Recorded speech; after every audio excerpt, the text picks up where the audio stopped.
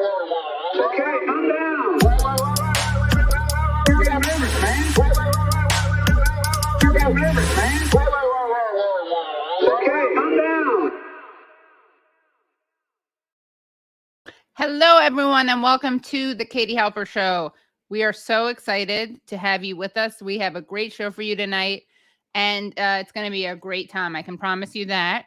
Let's see. Before we bring in our esteemed guest, none other than Thomas Frank, let us just remind you to like the stream. It's a great way to support the stream for free.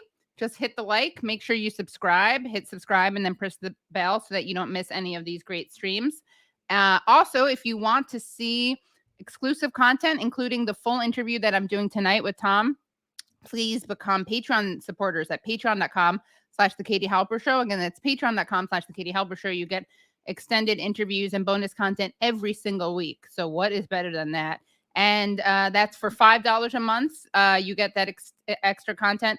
If you can't afford that and you just want to support the show and help make that happen and go to sleep knowing that you help make the show happen, you can do that for $1 a month. That's $12 a year at patreon.com/The Katie Halper Show. Again, that's patreon.com/The Katie Halper Show. As Brad points out, that's 25 cents Monday through Friday.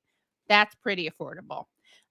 What else? After this stream, right after the stream, take out your cell phones and get on Callin, the free app Callin, because I'll be taking your questions and comments over there.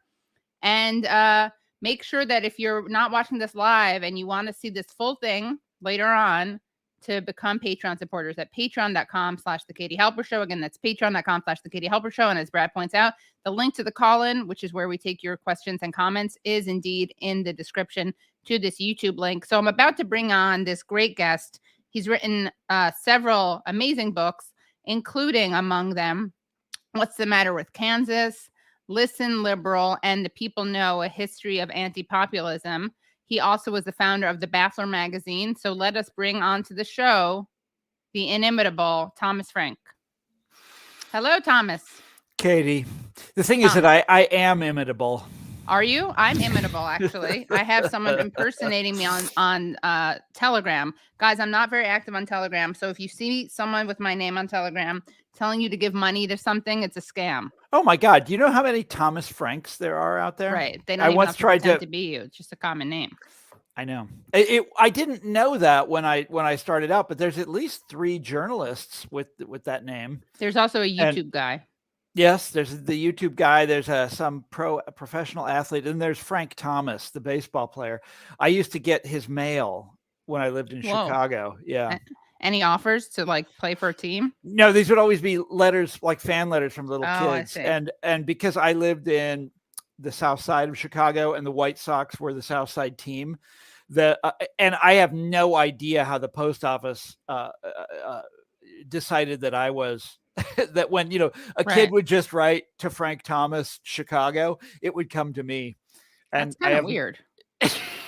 I know, right? It's not even like, but I still to this day get emails for him. Wow. Yeah, and I write back and I try to be polite about it. It's like, no, I'm not. Why? Yeah. Why wouldn't you be polite about it? You're a polite guy. You're Midwestern. You're from Kansas. Yes, that's right. You guys do that. Yeah. Yep. Once upon a time from Chicago. Yep. Even Chicagoans are nicer than no. No, we're very nice New Yorkers. We're gruff, but we're caring. Like, we'll yell at you about how you're going the wrong way, but we'll make sure you get there. I think that's true, yeah.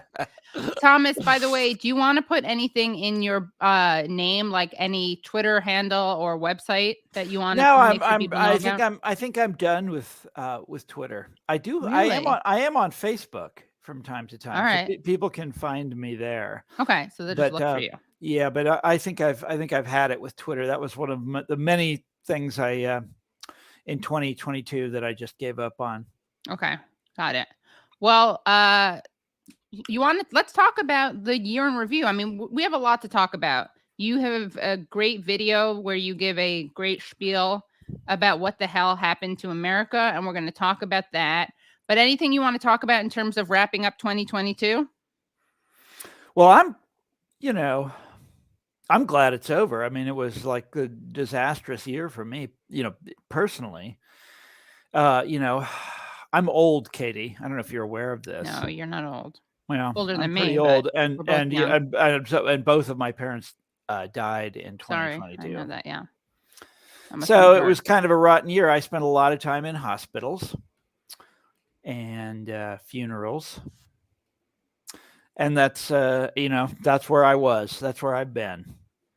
Did you speak at Oh, and then I gave these lectures in various places around the country. So, okay, trying to avoid speaking in to college students and rich liberals. Trying to talk to the sort of traditional Democratic voters. But anyhow, it goes on. Yeah, I'm going to continue doing it. Yeah, the very traditional voters that you talk about as being neglected and abandoned by the Democrats. Yep. And they all know it too. I mean, of course, they're furious about it. Right. People are pissed off. How was your year? When did I saw you in person? Like, yes. Remember when we thought the pandemic was ending and then it wasn't really, and then it was on again and then it ended for good. Do you remember that? Yeah. When was that? I don't remember. I could figure it out. Someone could look up Katie Halper show, Thomas Frank. Yeah, I was wearing a different sweatshirt. Yeah, it was great. We talked about your appearance on Bill Maher. Yeah, which you did very well on. Yeah. Now I'm just opening up my notes application because I took notes on your very good video. Oh yeah, you want to tell people. You want to tell people how to watch that because they're it's just up on YouTube. It is original Tom Frank content. Yes, but uploaded by someone, not you. Well, by a friend of mine. So. Yeah. So 1 second, I'm just opening up these notes. See, Thomas, you're so down to earth that oh man, I can't even share. I'm gonna have to read it from the phone. I'm sorry, everyone. If you see me looking down, it's not because I'm texting. It's just because I have these notes here. But Thomas, tell us how can people it's really easy, Katie. Find this, yeah. They go to my website, tcfrank.com. Okay, we could put that in your name. Would you? Yeah, let's do that. And at tcfrank.com, and it's the first thing that you come to. It used to be all this stuff about populism and anti-populism, but I moved that somewhere else and then and it's just like you run right into it. Okay, so there you go. You see it? I put it right in your name. Yeah. Okay, great. That's my name, all right. And it's called "What the Hell Happened to America?" And just what the hell, America? What the hell, America? Yeah. What the hell? And it's great. I was playing around. There was a book that came out. Nobody remembers it now. But one of the things that I've always that's always fascinated me, and you know this because you've heard everything that I like to talk about, is how very many books there have been written about the decline and fall of the middle class society. Right. And one of the first ones was called America, What Went Wrong. It came out in 1991, and it was based on a series of articles that was in, I think, the Philadelphia Inquirer. I could be wrong about that. And the series of articles had won the Pulitzer Prize. And so they put it together. They assembled it into a book, paperback original. And it was a monster bestseller, huge bestseller. That was in 1991. And you go back, every now and then I pull it off the shelf. Remember how I used to do that? I would pull books off the shelf. Well, it's here somewhere. Anyhow, I can't find it. But what's funny is that how shocked they were by this is the sort of the first stages. This is after the Reagan years, and this is the very sort of first stages of the decline and fall of the middle class, and it's gotten so much worse since then. And what is fascinating to me, Katie, is that we basically don't care about it anymore. So you think about it, the statistics that book dwelled on were all about like wages and mortgages and the tax rates paid by the different sectors of society, like the rich, the rich paid less and the working people paid more, etc. And now it's like, life expectancy is going in reverse in America. It's like this situation that they were upset about in 1991 is so much worse now. And and there's been so many books about it along the way and so much written about it. And now what's the answer? The answer is to not talk about it anymore. I mean, Biden talks about it a little bit, but it's just liberals have decided they're interested in other things. That's not important to them. And I contrasted that with, I was trying to choose a point in the past to contrast it with. And so I decided to just choose the year I was born, right? Why not? 1965. What was the world like in 1965? And Lyndon Johnson was president. It was one of these, triumphant years for liberalism. He got an enormous number of things passed through Congress. This is the Great Society. This is the War on Poverty, the Civil Rights Acts, Medicare, for God's sakes. All this stuff was getting done in 1965. He was also invading Vietnam. That was fun. At the same time. And other things as well. And but if you go back and look at the sociological literature of that era, the mid 1960s, it was triumphant. It was about what the middle class achievement, that the gap between rich and poor had shrunk, that we had solved that we were the quote unquote affluent society. This was a cliche. There's a book that came out in '66 that I got most of my anecdotes from. I can't find it now. And it was by an economic historian. And basically he had a whole chapter establishing that white collar and blue collar people basically had almost exactly the same standard of living. And this was the great cliche of the era. And it's just like, it's mind-boggling to think about. Did I ever tell you this? Do you know who the richest man in the world was in 1965?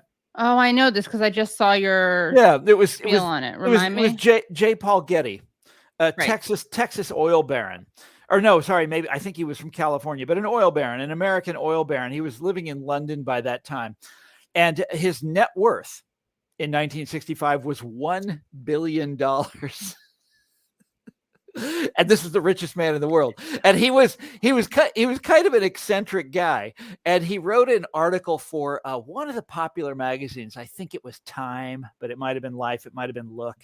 But he wrote an article where he was complaining about that it wasn't really awesome. Here he was, the richest man in the world, and it wasn't very awesome because even the middle class man now had access, could afford all the things that he had.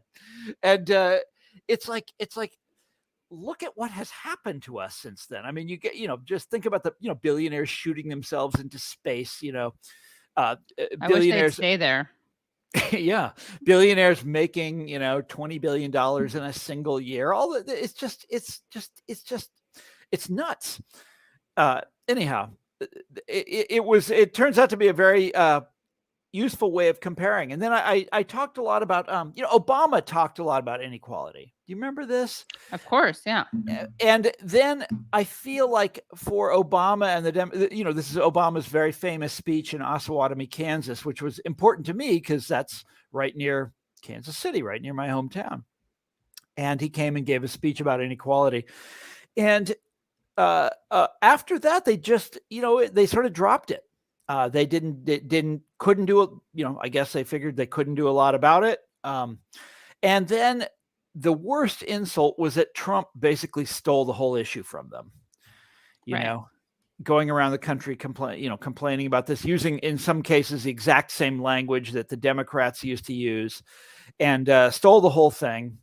And as a result, they basically don't. It's not a huge. It's not an important issue for them anymore. So you in this video, which is great, you start out, you talk about how there used to be this idea that there was kind of a leveling of the playing field, maybe, or there was increased access and affluence. That's what we thought democracy was about. This was so. I'm a lot older than you. Do you remember? No, of course not. I should stop saying that.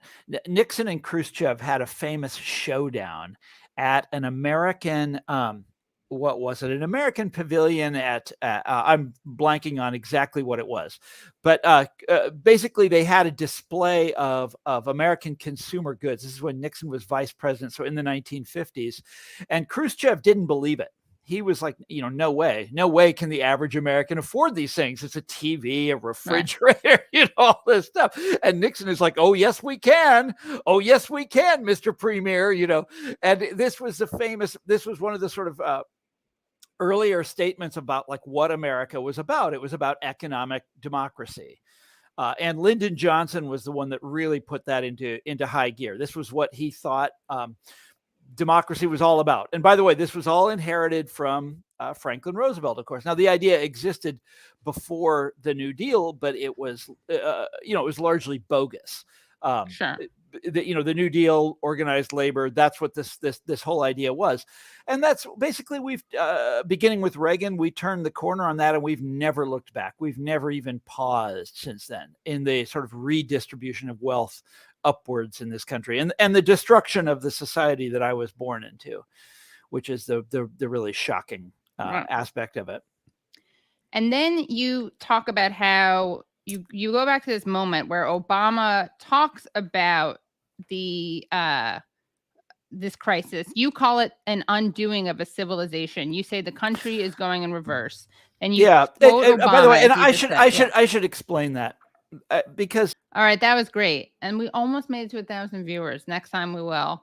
But thank you everyone for tuning in. I'm going to do a call-in very shortly. Thanks, Sparky, as always, for your support. If you're watching this live, you are so lucky because you got this you got to see the whole thing. If you're watching this later and you want to see the full stream, which is really good, then please do join the Patreon at patreon.com/The Katie Halper Show. Again, that's patreon.com/The Katie Halper Show. Remember, we do this every Tuesday night at 7 p.m. EST, and then we do a call-in right after. So thank you, Tyler. Thank you, Brad. Thank you, Phantom Miss Fonda, for the clips. Thank you, everyone, for tuning in. Thank you for your questions, and see you right now. Look at that. Hannah has a Bodhi emoji. Brad, we got a feat. Next week, can we show people what these Bodhi emojis look like? All right, cool. Sinisa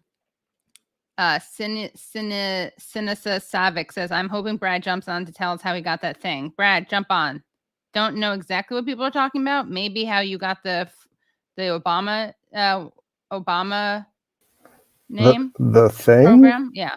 Were you talking about the Obama program, Sinisa? I'm hoping Brad jumps on to tell us how he got that thing.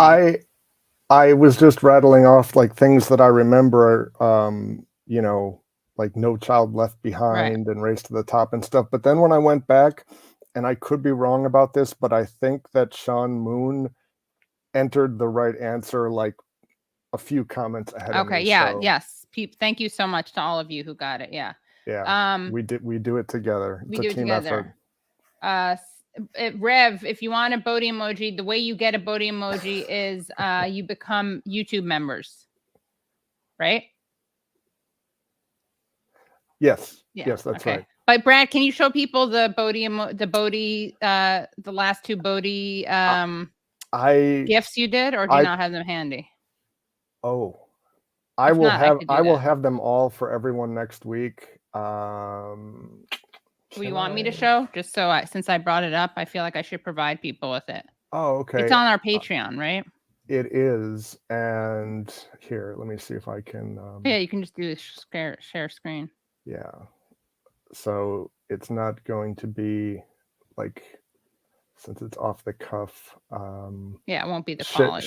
Sharing a GIF. I just opened it with preview, and so look at her. Now it's sharing it as like individual photos, but this is supposed to be a moving image. Yeah. Wait, where's my? You said I'm in the hat. I don't see myself. Yeah. Look under the letter N. I can't see it. The letter N of New Year. Yeah, but I just don't. To the bottom left of the letter N. It's my face. Oh, cool! It's the logo. Right, it's my face and the logo. Got it. Yeah. So that's Bodhi, and then we also had Bodhi for Christmas. That was our New Year's Eve Bodhi. And then you want to show the Christmas Bodhi? Oh boy, I do, but I'm gonna need a minute. All right. So. I want to show another dog in the family. Is that Ollie or Tony? Next week we'll show you Ollie. No, that's not a rat terrier. That's a Lhasa Apso.